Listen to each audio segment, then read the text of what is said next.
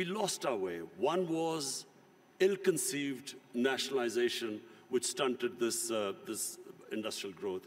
We could have, done what China did. They created wealth, and then they used the wealth to lift the bottom tier of the population. But just because the rich got richer, it didn't mean that we should have stopped, this industrialization by nationalization. We should have just had a more equitable growth. Excellencies, ladies and gentlemen, Prime Minister Khan, it's a great pleasure to welcome you to the annual meeting, our 50th anniversary, for the very first time in your capacity as your country's Prime Minister, even if it's not your first time with us in Davos as a political leader. I had the pleasure and privilege of visiting Islamabad last summer and meeting you when you were less than 1 year into your mandate as Prime Minister. Pakistan had just agreed on a bailout with the IMF, and the country's economy was at a turning point. Despite spiraling challenges on the economic and geopolitical front, you maintained the vision you had outlined in your successful election campaign, a new Pakistan with an economy, institutions, and leadership that work for all of the country.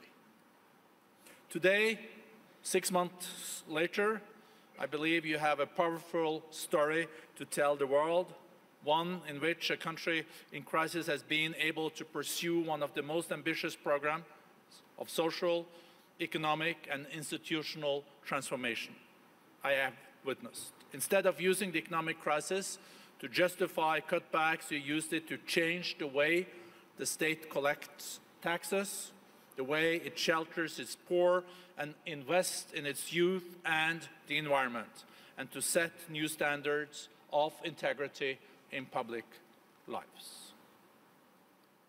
Pakistan's ability to emerge from hardship stronger than before is the testament to the remarkable resilience of its peoples. Based on this, it is my great honor, Mr. Prime Minister, to welcome you here to the lectern. Thank you.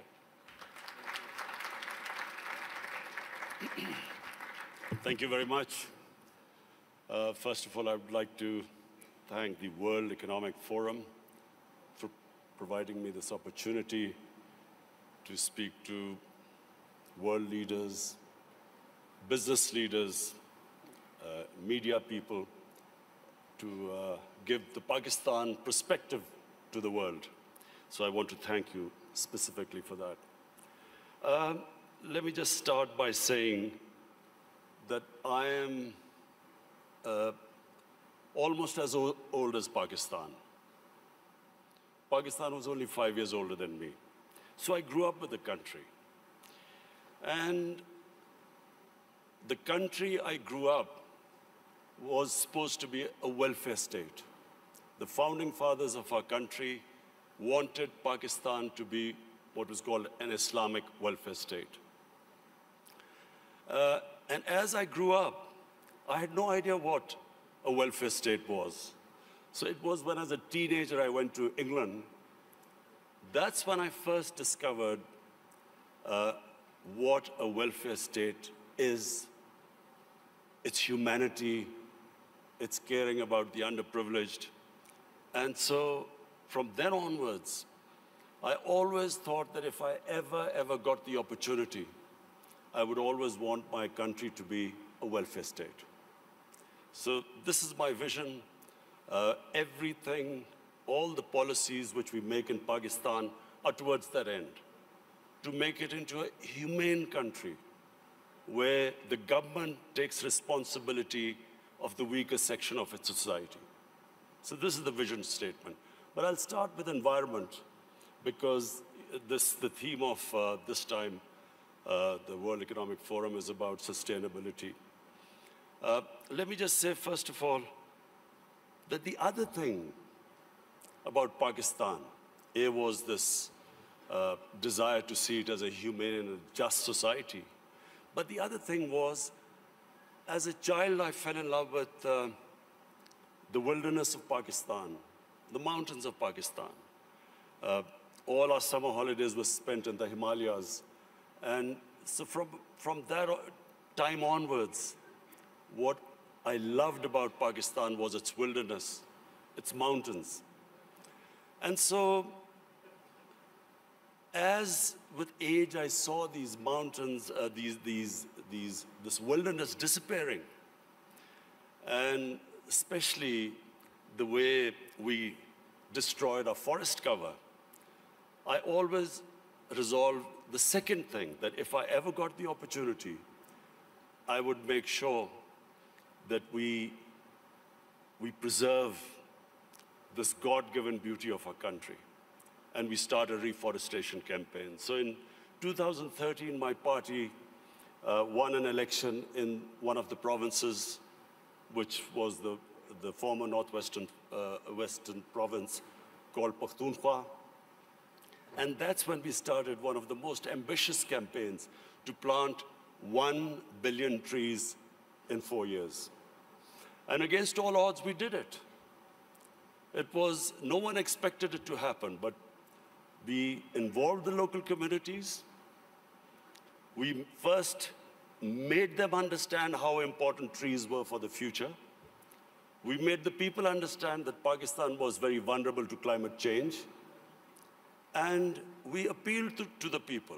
We involved women in the mountainous areas to grow nurseries. And it became one of the most successful campaigns in our country's history of forestation. So we planted 1 billion trees. So when I became the Prime Minister, I resolved that we would plant 10 billion trees in Pakistan in the next 4 years. And this is now our objective. The experience we learned from the KP province, we are now using that experience to grow these nurseries, involve local communities, especially involve women, because they were very good in planting, developing and planting nurseries. So, why is it important for us to grow trees? For 2 reasons. One, as I mentioned, that Pakistan is vulnerable to global warming. Secondly, in our cities, pollution has become a silent killer.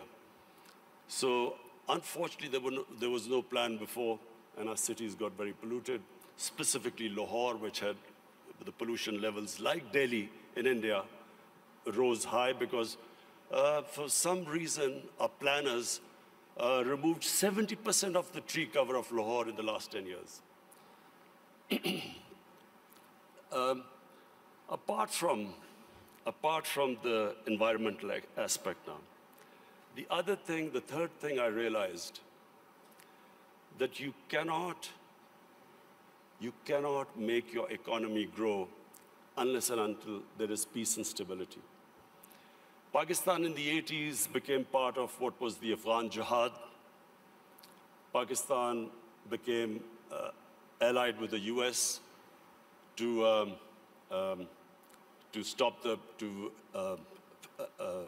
fight for the freedom in Afghanistan from the Soviets. We had militant groups in Pakistan trained to do guerrilla activities in Afghanistan.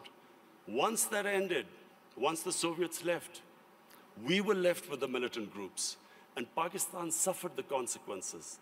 First time ever we had militant groups in Pakistan. We had sectarian groups. We had this called the Kalashnikov culture. We had drugs coming into the country. And that was a watershed in Pakistan. Things started going wrong and as I repeat, for economy, you need stability. You need peace and order. So if you have armed militias in your country, that became one of the impediments on economic growth. Come 9/11, we again joined the US in its war on terror. This time, the same militant groups that were created, Pakistan was required to disarm them. So again, we went through this process. 70,000 Pakistanis died in it. And of course, what was hit was economic growth. And then the image of Pakistan, a dangerous place in the world. So when I assumed power, my government decided that from now onwards, Pakistan will only partner another country in peace. We would not become part of any other conflict. We would not join any country in its conflict. And since then, we have played our part. We have tried to ease tensions between Saudi Arabia and Iran. I also tried to, between the United States and Iran, we tried to do our part, play our part in easing tensions. In Afghanistan, in the peace process now, Pakistan is partnering with the United States to get the Taliban to talk to the Afghanistan government. It is the nearest we are to some sort of a peaceful solution in Afghanistan. The third issue, economics. When my government came into power, as you mentioned, we inherited the worst economic crisis in our history. The biggest current account deficit, the biggest fiscal deficit, almost reserves which would have lasted about a month. Since then, I must pay tribute to my economic team. And of course, we took very tough decisions.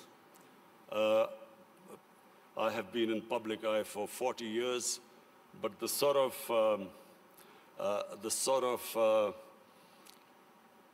public attitude I have to face in the last 1 year, I've never faced in my life because of all these tough economic decisions we've taken. People are hurting. Naturally, when you do stabilization, you squeeze the economy, people hurt. But we have gone through this very tough period. And mercifully, our economy stabilized. The rupee that was falling, it's now, in fact, in the last few months, it's gained a bit. Our stock market has gone up. Investment in Pakistan year to year has gone up by 200%. So things are we are in the right direction, although I have to say we still have a lot of hard work to do. This year now, we are looking towards economic growth. The idea is now so that we provide employment, bring in investment in Pakistan, create the conditions. And I'm happy to say that in 1 year, according to the World Bank, that index of ease of doing business, Pakistan went up 28 points in the ease of doing business. We were in the top 10 countries which made the biggest improvement. What are the advantages of Pakistan? Number one is our population. We are 210 million people. 60% of Pakistanis are below the age of 30. This is the real strength of Pakistan. Unfortunately, we have neglected this young population because we did not concentrate on skill development, equipping them to employ themselves, become entrepreneurs, provide young people to the industry. But now we have started a program of skill development. We have partnered World Economic Forum in this, this program of Skill Gap, and we have laid a huge amount of money for startups, young people, encouraging them to start their own businesses. This is the first time we've done apprenticeship. We are encouraging industries now to employ young people. So this is really a big source. This is a big resource which will, we hope, one day lift Pakistan. The other advantages Pakistan have, number one, is our mineral wealth. Sadly, untapped. Pakistan is sitting on one of the most precious gold and copper reserves. Unfortunately, we've had a few issues, so these reserves have remained untapped, but we have enough reserves that we can pay off all our foreign debt. We also have one of the largest coal reserves. We have rare earth minerals. We have unexplored gas reserves. So the whole government attention now is to develop these resources. We also have very fertile agricultural land. Unfortunately, the practices which we have done, we have not really explored this potential. Our productivity is one of the lowest. So for that, we have got help from China. China has been in the CPEC, what is this, the Pakistan-China economic corridor. We have in that got China to help us in developing the productivity of agriculture sector. And this is, I think, one area where Pakistan can make strides very quickly, because we do have fertile land. Unfortunately, as I said, our productivity is very low. And finally, my vision of Pakistan stems from its strategic location. Pakistan is strategically placed, probably one of the most fortunate positions in the world. On the one side is China, one of the fastest growing markets, and of course, closely allied to Pakistan. Then we have energy reserves in Central Asia. And the moment there's peace in Afghanistan, we then have access to all the markets in Central Asia. Then we have Iran, and hopefully, if things settle down, Iran also, the more we trade with Iran, both countries will benefit. The biggest neighbor, second biggest neighbor is India. Unfortunately and sadly, the situation between India and Pakistan is not what it should have been. There are various reasons, and I won't go into it right now. This is not the right forum. But the moment Pakistan and Indian relationship becomes normal, trade starts between the two countries, then one can imagine the location, the strategic location of Pakistan with China on one side, India on one side, and then countries with excess energy on the Western side. I am someone who believes that in Pakistan, the moment we get our governance right, that is the real issue. Sadly, our governance, in the past 30 years, the way our governance deteriorated, that was one of the biggest reasons that we have not been able to fulfill our potential as a country. The country has tremendous resources, young population, strategically located.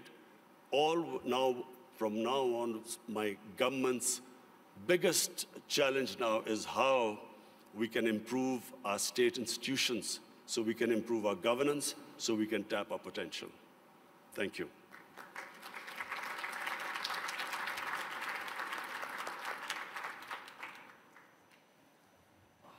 Thank you very much, Mr. Prime Minister.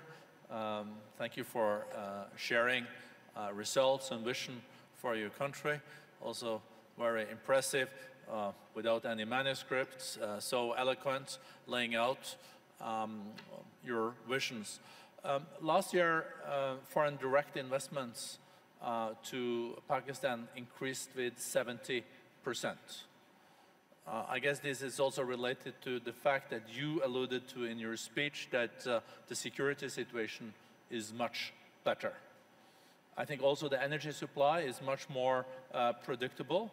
So what is your interpretation of this increase in FDIs? Do you want more FDIs? And are you pretty sure that you're going to be able to keep the security situation at this level and also further develop and improve when it comes to predictability on the energy side? Well, you know, in 2019 was the safest year in Pakistan since 9/11. And when Pakistan participated in the US war on terror, the security situation deteriorated.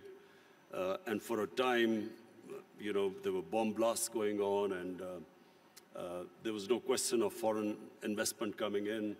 There were foreign advisories from various countries. So we had a real dip in foreign, as understandable if you have a security situation that bad. So 2019 was the most, the safest year after 9/11. And that was reflected in our tourism. And between 2018 and 19, our tourism doubled in 1 year. And really, this is the great potential of Pakistan in tourism, which is untapped completely. Because Pakistan has historical tourism. It has that 5,000-year-old Indus Valley civilization, the Mohenjo-daro civilization, which is one of the oldest. Then it has religious tourism. It has some of the most sacred sites for Hinduism, Sikhism, Sufism, and then Buddhism. There's some, the center of Buddhist civilization was the Gandhara, which is north of Pakistan. So we have religious tourism. And then the mountain tourism in Pakistan, almost half the peaks, over 24,000 feet, are in Pakistan.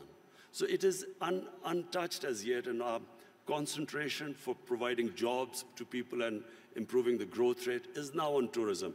In fact, without us doing anything, tourism has doubled, and people are finding it difficult to have hotels or places to stay. So we are now inviting tourism investment in tourist resorts. So maybe I'm at least one of the few Norwegians that have visited up in the Swat Valley. It's beautiful, and you also have beautiful other places. I think Swat Valley used to be the honeymoon place, even in Pakistan. Is it now also, you see tourism also in these areas where the Pakistani Talibanis used to run, and you're not concerned that Pakistani Talibans can come back, and you're pretty sure that this is on safe footing? You see, in Pakistan now, virtually there's no terrorism in Pakistan, and I have to pay tribute to our security forces. They did such a brilliant job, and it was for a while, we went through a really difficult period, but thanks to them, there is hardly any terrorism. I mean, you have the odd problem, but that you have anywhere in the world. Problem now is we need peace in Afghanistan and stability. Whatever terrorism now comes into Pakistan every now and then is from Afghanistan. And that's why this peace process in Afghanistan is very important. The quicker Afghanistan settles this peace and stability, it's not just only good for Pakistan from the terrorism point of view, but also the connectivity to Central Asia, and which will benefit both Afghanistan and Pakistan. Are you, Mr. Prime Minister, optimistic that there can be a deal between Taliban and the government in Kabul? Americans are very much involved in this. You're also contributing. Is it possible this year? And do you think Taliban will also engage in a deal that will respect the rights of girls' education, women, and those areas where there have been progress in Afghanistan? Well, the first thing is that there has to be peace. And that can only happen if Taliban and the Afghan government, they sit together and there's a political settlement. That has to be the first step. Just my view, I do not think that, the saying that you'd only cross the river once. What was in 2001 is not going to be now the case if and when Taliban and the Afghan government come together, because so much has happened since then. So I think it would be a completely different scenario. But the most important thing right now, and it's not going to be easy, but it is the only option, that the Taliban and the Afghan government sit together. Whenever that happens, it will have turbulence, but it is the only way forward. There is not, and there never was, a military solution in Afghanistan. Mr. Prime Minister, as you also alluded to and mentioned, you have also initiated initiatives to have Saudis and Iranians de-escalating and trying to establish dialogues. You are able, as a nation, to have pretty good relations, both Iran, Saudi Arabia, UAE, and other Gulf states. If you look at the escalation that we have seen lately, some people even talk about this Middle East being at an inflection point. and there is no way back, and there are those that are more optimistic that there will be a de-escalation. You will continue to contribute in that process, and how do you see that unfolding in the year to come after Americans killed General Soleimani and etc.? Is U.S. deterrence back in the region? Are you short-term, medium-term optimistic on de-escalation, or is this something that really keeps you up at night? Look, let me just, first of all, make a statement. I do not understand why countries go to resolve their differences through military conflicts. Because whenever, and this is just in our lifetime we've seen this, the moment you start a military conflict, you don't know where it is going to go. You can start a conflict, you don't know when it'll finish.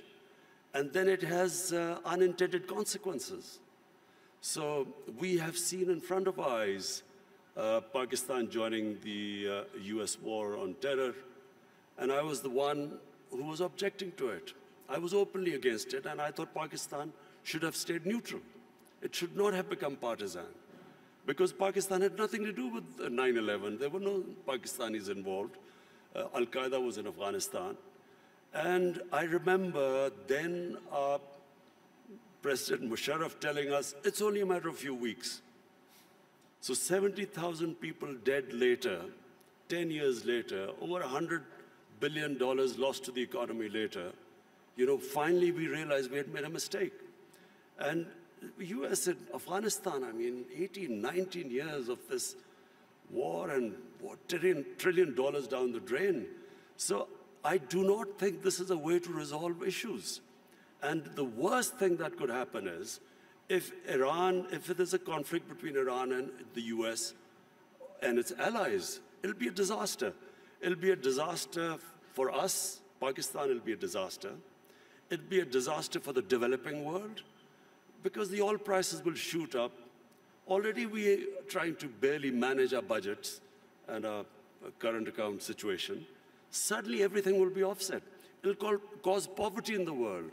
And God knows how long it will go on.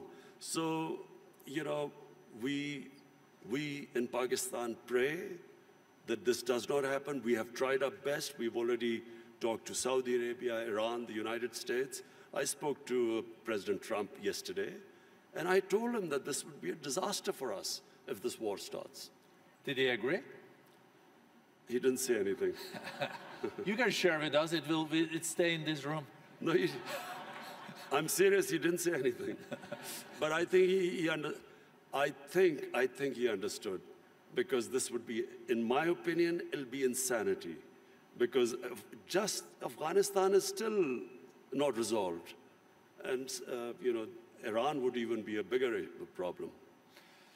Mr. Prime Minister, you also underlined, coming back to the more domestic opportunities and challenges in your country, this accelerator that we have agreed on skills and upskilling and reskilling between the World Economic Forum and Pakistan. I think there is a huge potential. I think the youth bulge, the youth of Pakistan is a huge opportunity. How important do you think education is in this context, and how do you look at the national curriculum and the madrasas and the importance of teaching world-class math and sciences? You know, the tragedy of my country, because as I said, I grew up with my country, and in the 60s, Pakistan was the most exciting thing happening in Asia. It was the fastest growing country. We were moving fastest towards industrialization, our universities. I think your GDP was even higher than India's per capita, wasn't it? It's certainly, our industrial production was more than the 4 Asian tigers put together: Indonesia, Malaysia, Thailand, and Philippines. So it was, you know, the fastest growing country. And we lost our way. One was ill-conceived nationalization, which stunted this industrial growth. We could have, you know, done what China did. They created wealth, and then they used the wealth to lift the bottom tier of the population. But just because the rich got richer, it didn't mean that we should have stopped this industrialization by nationalization. We should have just had a more equitable growth. But that was where we went wrong. And secondly, we just did not pay enough attention to our education system. So we developed this 3-tier education system, English medium for an elite. Then there was Urdu medium, which was for the masses. And then there was Dini madrasas, 3 parallel systems going. So what my government is now trying to do is to synthesize the system, get the core issue, the core syllabus should be the same for everyone. And give everyone equal opportunities. The education system actually created the differences, economic differences between people, because people could not go on to the higher class because they were not equipped by the education system. So this is what we are trying to do: change the flaws of education system by synthesizing it. Thank you very much, Prime Minister. I see that time is out. I would have liked to continue this conversation. I think we're all very impressed with the reform agenda. We're seeing economic growth is being back. We see that foreign direct investments are there. So thank you for sharing this with the community. Well, economic growth is still coming, hopefully this year. The economy has stabilized. The growth is the second thing. As I said, I have never been insulted so much. Not insulted is not the word, but lacerated by the media, the way the media has attacked me because of the stabilization program. But this now, 2020, is the year we want to lift our growth rate and provide jobs to our young people. And I think you can also rely on the Davos community when it comes to supporting your agenda for reforms in your country, so you get back growth and a more inclusive growth. Thank you so much, Mr. Prime Minister. Thank you.